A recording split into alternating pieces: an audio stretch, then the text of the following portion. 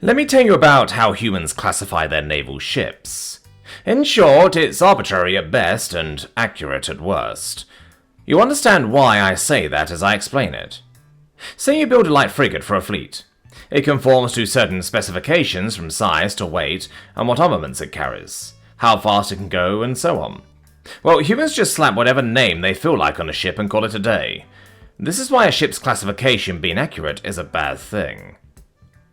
When a human classifies a ship accurately, then that ship is typically a world-ending threat. If it looks like a frigate and is called a frigate, then I can guarantee you it can take down an entire flotilla on its own. An example of how terrifying human ship classification can be. Let me tell you about the Lightning Storm. That ship could take on an entire fleet of capital ships on its own. Lightning Storm was classified as a frigate. A frigate? Why? Why would you make something like that? Sorry, lost my composure for a second there. But yes, it is a frigate. We classify it as a super dreadnought just because of its firepower. This ship has multiple capital ship guns on it, and has enough shield power to dive into a star. It can dive into a star! Do you have any idea how much energy it takes to survive that? Even the most powerful ships in the galaxy that aren't human-made can't handle that. Lightning Storm sits at the better end of the spectrum, where it's arbitrary. Now for the one that will leave you with nightmares. Super Dreadnought Thanatos. Named after a human mythological god of death, the ship had the power to shatter planets.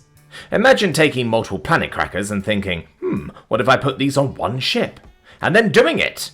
That is Thanatos. To this day, humanity has never deployed it, simply threatening to do so when a war starts up. It is the sole reason the galaxy stays at peace. No one wants to call their bluff. So what exactly is it capable of? Starting off with its main weapons, it carries 40 main cannons. Each are quad-barrel auto-loading 3-meter cannons. Then for secondary weapons, it has 300 antimatter nuclear missiles. They're not just antimatter warheads using hydrogen. They specifically made anti-plutonium warheads.